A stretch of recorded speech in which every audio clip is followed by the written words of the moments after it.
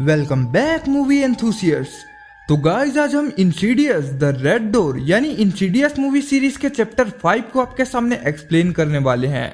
इस मूवी को Patrick Wilson ने डायरेक्ट किया है और साथ ही वो इस मूवी में मेन कैरेक्टर में भी नजर आए हैं। तो चलिए गाइस और टाइम वेस्ट ना करते हुए मूवी के एक्सप्लेनेशन को स्टार्ट करते हैं।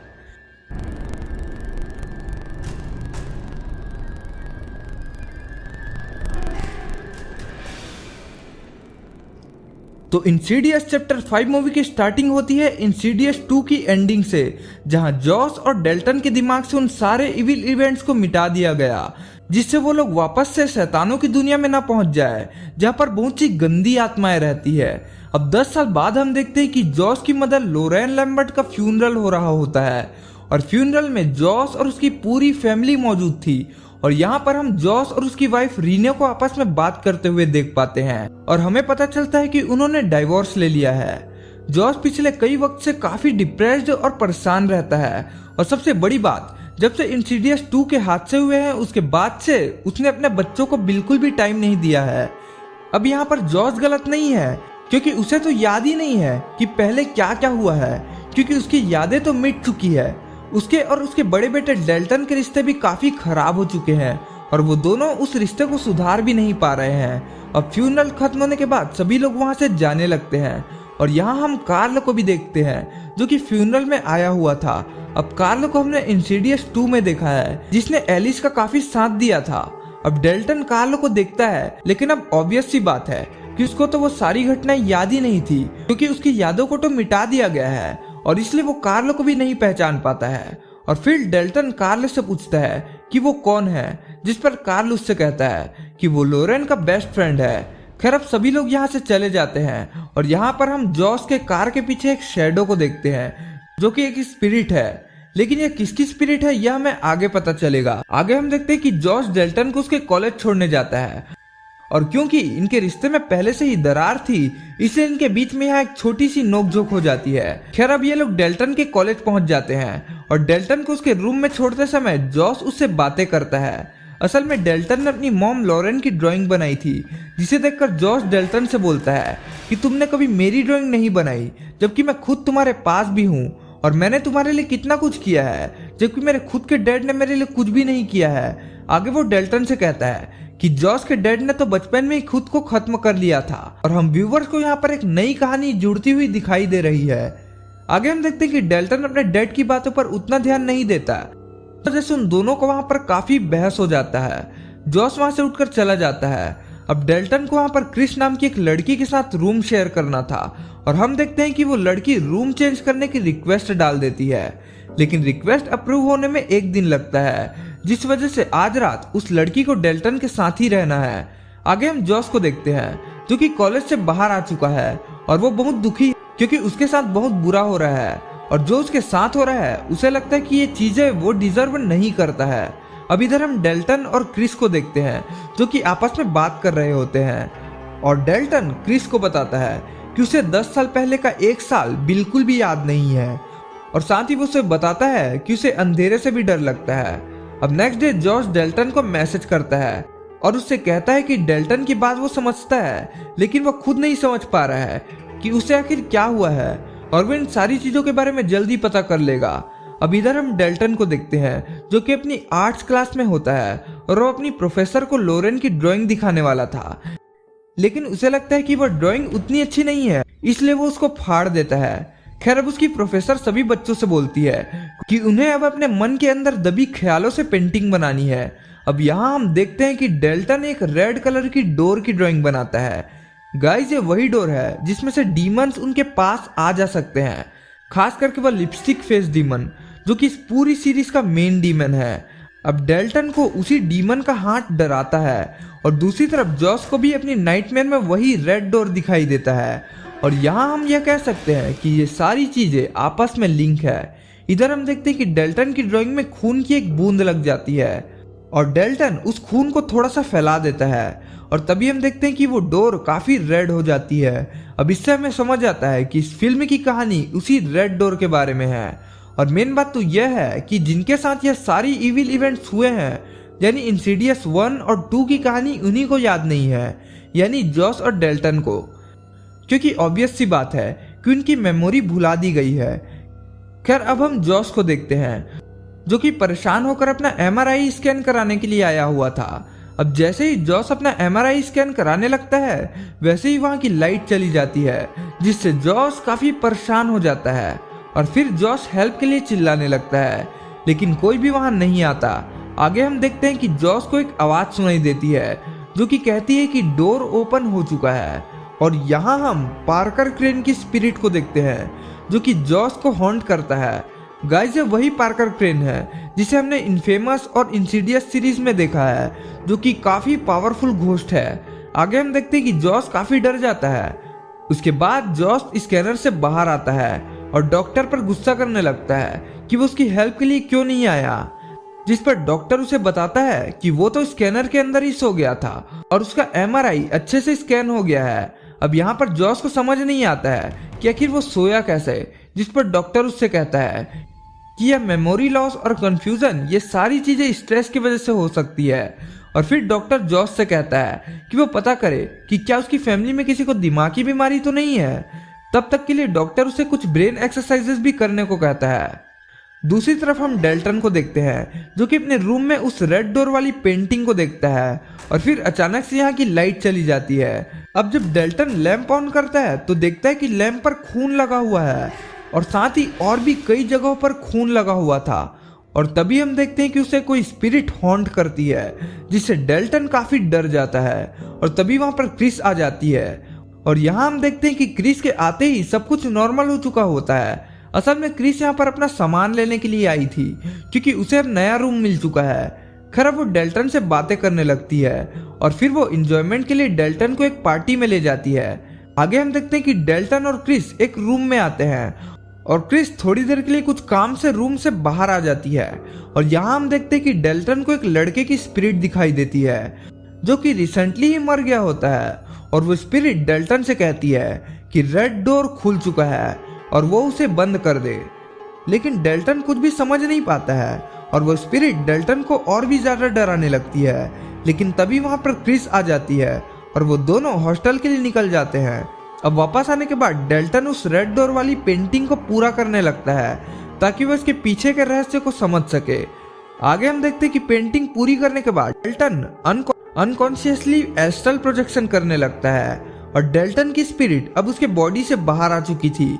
खैर अब डेल्टन कॉलेज के अंदर ही घूमने लगता है और घूमते घूमते वह क्रिस के रूम में आ जाता है और फिर वो वहां पर रखा एक इंस्ट्रूमेंट को प्ले करता है, जिससे क्रिस जाग जाती है। लेकिन तभी अचानक से डेल्टन की स्पिरिट उसकी बॉडी में वापस आ जाती है, जिससे डेल्टन जाग जाता है।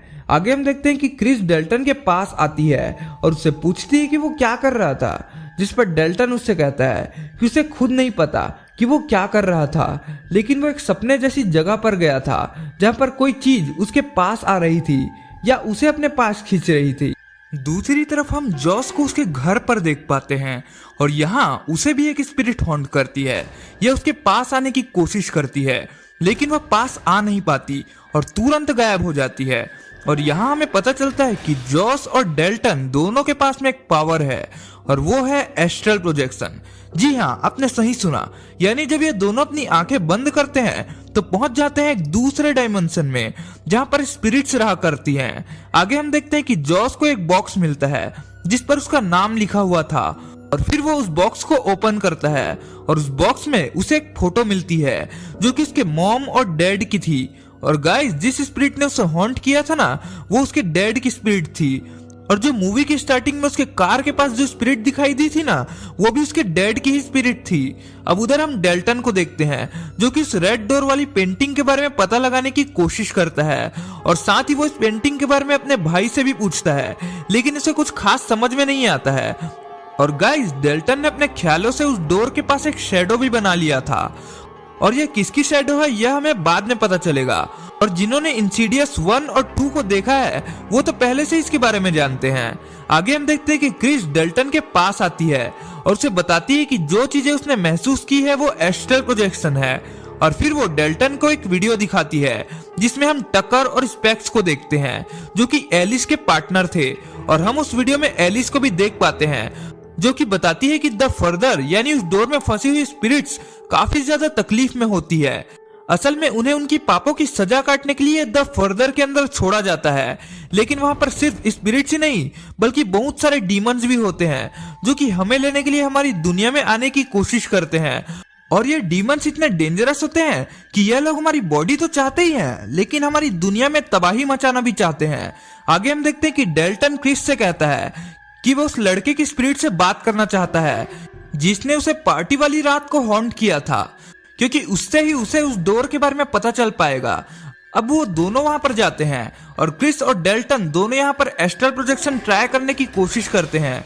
लेकिन गाइस, इससे पहले कि वो कुछ पता लगा पाते, वो डीमंस आकर क्रिस को हॉन्ट करने लगते हैं, जिससे क्रिस वहीं पर बेहोश हो जाती है।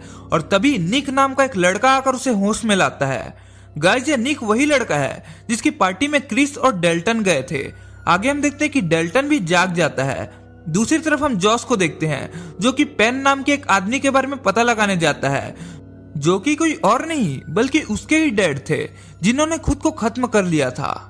और यहाँ हम जान पाते हैं कि जॉस के डैड भी एस्ट्रल प्रोजेक्शन कर पाते थे, और यहीं से हम समझ सकते हैं कि जॉस और डेल्टन के पास यह पावर कहां से आई।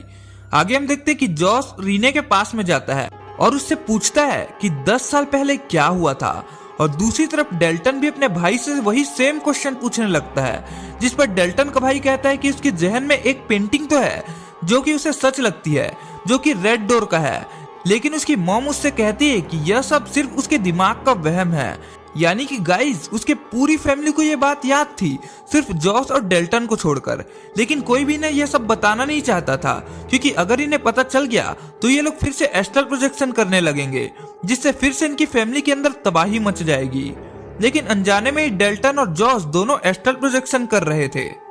आगे हम देखते हैं कि डेल्टन अब उस डोर वाली पेंटिंग को कंप्लीट करता है और यहाँ वो जॉस को देखता है हैमर के साथ में। और यह इंसिडियस पार्ट 2 का सीन था जिसमें जॉस ने पोजेस होकर डेल्टन को खत्म करने की कोशिश की थी, और उस पार्ट के अंदर जॉस को पार्कर क्रेन की स्पिरिट ने ही पोजेस किया था। अब डेल्टन यह सब देखकर काफी डर जाता है। उधर हम जॉस और रीने को देखते हैं, जहां जॉस रीने को बताता है कि बेन का उसकी मदर के लिए आखिरी नोट यह था कि सब कुछ उसके साथ ही खत्म होगा, लेकिन आखिर क्या खत्म होगा इस बात को वो नहीं जानता है। अब यहाँ रीने उसकी परेशानी को देखकर सारी बात उसे बता देती है, उसके साथ क्या क्या घटनाएं हुई थी। इन सब बातों को जानकर वो काफी डर जाता है और साथ ही दुखी भी होता है कि उससे ये सारी चीजें छुपाई गई, जिस पर रीने उससे कहती है कि उसकी मेमोरी मिटानी काफी जरूरी थी, क्योंकि उसी से ये सब चीजें रुक सकती थी। आगे रीने उससे कहती है कि वो बच्चों को नहीं समझा पा रही थी और साथ ही वो झूठी कहानी भी नहीं बना पा रही थी, और इसीलिए ही वो लोग अलग हुए थे। दूसरी तरफ हम देखते हैं कि डेल्टन का भाई फॉस्टर वहां पर आ जाता है और उस पेंटिंग में जॉस को पोजेस हालत में देखकर काफी डर जाता है। अब आगे हम देखते हैं कि डेल्टन एस्ट्रल प्रोजेक्शन करता है और वो उस टाइम में चला जाता है जब जॉस पोजेस होकर सबको मारने वाला होता है। और फिर आगे डेल्टन देखता है कि पास्ट वाला डेल्टन अपने फादर जॉस को बचाने के लिए एस्ट्रल प्रोजेक्शन करता है ताकि वो वहां अपने फादर की स्पिरिट को वापस ला सके। खैर, अब डेल्टन अपने फादर को ढूंढने लगता है और फिर जॉस डेल्टन को खत्म करने ही वाला होता है, जो कि हमने सेकंड पार्ट में देखा था, और उस पार्ट में एलिस उसको बचाती है। लेकिन यहाँ पर खुद प्रेजेंट वाला डेल्टन उस यंग डेल्टन को बचाता है। और अगर आपने सेकंड पार्ट देखा है तो आपको याद ही होगा कि उस पार्ट में बीच बीच में कुछ वियर्ड सी मोमेंट होती है जिसको हम समझ नहीं पाए थे, लेकिन यहाँ हमें समझ आता है कि जब ये लोग एस्ट्रल प्रोजेक्शन में जाते हैं तो वहाँ टाइम मैनिपुलेशन भी होता है, जैसे कि एलिस ने एक लड़की को बचाने के चक्कर में उस रेड डोर को ओपन ही छोड़ दिया था, जिससे पास वाला डेल्टन यानी कि यंग डेल्टन पोजेस हो गया था। खैर, आगे हम देखते हैं कि डेल्टन खुद को एक वियर्ड सी जगह पर पाता है और यहाँ पर डेल्टन को सब कुछ याद आ जाता है। आगे हम उस लिपस्टिक फेस डीमन को देख पाते हैं जिसने डेल्टन को पकड़ लिया था, और फिर वह डीमन डेल्टन के आगे आकर खड़ा हो जाता है, जिससे डेल्टन जाग जाता है। और यहाँ हमें पता चलता है कि वो डीमन अपने मकसद में कामयाब हो जाता है, यानी कि उस डीमन ने डेल्टन की बॉडी को ले लिया था जो कि वो हमेशा से चाहता था। और अब तभी वहां पर क्रिस भी आ जाती है जिसे वो डीमन खत्म करना चाहता था। उधर हम देखते हैं कि जॉस भी एस्ट्रल प्रोजेक्शन करने लगता है ताकि वह अपने बच्चे को बचा सके, क्योंकि अब भी जॉस को ही डेल्टन को बचाना था। और फिर जॉस डेल्टन को ढूंढता है और फिर डेल्टन जॉस से कहता है कि आपने हम सबको मारने की कोशिश की थी, लेकिन फिर जॉश डेल्टन को बताता है कि यह सब उसने जानबूझकर नहीं किया था, बल्कि उन डीमंस ने उसे यह सब करवाया था। और फिर वह डेल्टन को बताता है कि डीमंस ये सब डेल्टन के साथ भी कर सकते हैं, इसलिए उसे यहाँ से जल्द बाहर निकलना होगा। एक्चुअली डेल्टन की स्पिरिट को अपनी बॉडी में वापस आना होगा ताकि वह डीमन भी अपनी दुनिया में वापस जा सके। आगे हम देखते हैं कि जॉस और डेल्टन वहां से भागने लगते हैं और वो दोनों उस रेड डोर से बाहर निकल जाते हैं। और जॉस उस रेड डोर को होल्ड करके रखता है क्योंकि उन्हें यह सब रोकना होगा। तभी डेल्टन जॉस से कहता है कि वो लोग यह सब रोक नहीं पाएंगे, लेकिन जॉस डेल्टन को वहां से जाने को बोलता है और खुद वो उस डोर को होल्ड करके खड़ा रहता है। आगे हम देखते हैं कि डेल्टन की बॉडी पोजेस होकर क्रिस पर हमला करने लगती है और तभी यहाँ पर और भी कई सारे घोस्ट आ जाते हैं, लेकिन अब डेल्टन की स्पिरिट उसकी बॉडी में वापस आ जाती है। उधर हम जॉस को देखते हैं जो कि इस डोर को बंद रखने की पूरी कोशिश कर रहा था और साथ में वो ये कहता है कि यह सब उसके साथ ही खत्म होगा, जैसा कि उसके डैड ने कहा था। और यहाँ हम ये कह सकते हैं कि उनके साथ भी ऐसा ही हुआ होगा, यानी कि उन्होंने भी ये चीजें रोकने की कोशिश की होगी और डीमंस ने ही उनको मारा होगा। और यही वजह है कि जॉस के डैड की स्पिरिट ने कई बार जॉस को बचाना चाहा और इसीलिए वो जॉस को बार बार नजर आ रहे थे और शायद वो जॉस को ये कहना चाह रहे थे कि वो उस रेड डोर के अंदर ना जाए। और यही वजह होगी कि उन्होंने खुद को खत्म किया होगा ताकि वो जॉस को बचा सके। आगे हम देखते हैं कि वो डीमन उस रेड डोर को तोड़ने ही वाला होता है, लेकिन तभी वहां पर डेल्टन उस डोर के अंदर ब्लैक कलर से पेंटिंग करने लगता है, जिससे वह डोर द फर्दर के अंदर भी बंद होने लगता है। और यहाँ हम यह कह सकते हैं कि वह डोर मेमोरी लॉस करने से बंद नहीं हो सकता था, बल्कि उसे याद रखकर ही उस डोर को बंद रखा जा सकता था। अब जैसे ही डेल्टन उस पेंटिंग को पूरी तरह से ब्लैक रंग से पेंट कर देता है, वैसे ही क्रिस उससे बोलती है कि अब इन्हें इस पेंटिंग को जलाना होगा, जिस पर डेल्टन उससे कहता है कि ऐसा नहीं कर रहे हैं, बल्कि उन्हें उस पेंटिंग को अपने पास सेफ रखना होगा ताकि यह दोबारा से ओपन ना हो पाए। और यहाँ पर हम यह कह सकते हैं कि एलिस ने उनकी मेमोरी को मिटाकर गलत किया, या कह सकते हैं कि शायद उसने फ्यूचर देख लिया होगा। अब इधर जॉस भी अपनी बॉडी में वापस आ जाता है और सब कुछ यहाँ पर ठीक हो जाता है और अब डेल्टन के साथ उसका रिश्ता भी ठीक हो जाता है। उधर हम डेल्टन को देख पाते हैं जिसने जॉस की पेंटिंग बनाई थी, जिसमें जॉस डेल्टन को बचाकर ला रहा होता है और उस पेंटिंग को देखकर जॉस काफी खुश हो जाता है। और अब जॉस को एलिस की स्पिरिट दिखाई देती है जो उससे कहती है कि उसका फ्यूचर काफी ब्राइट है क्योंकि उसने बहुत अच्छा काम किया है। अब एलिस उससे आगे कहती है कि उसे बस एक बात का ध्यान रखना होगा कि वह एस्ट्रल प्रोजेक्शन करते वक्त द फर्दर में काफी दूर न चला जाए। और यहाँ हमें एक पोस्ट क्रेडिट सीन दिखाया जाता है जिसमें हम देखते हैं कि उस रेड डोर के आसपास कुछ हलचल सी दिखाई देती है। इसका मतलब है कि ये सारी चीजें अभी खत्म नहीं हुई है और हो सकता है कि नेक्स्ट पार्ट में वो डीमंस एक ऐसे इंसान को ढूंढेंगी जो एस्ट्रल प्रोजेक्शन कर सकेगा।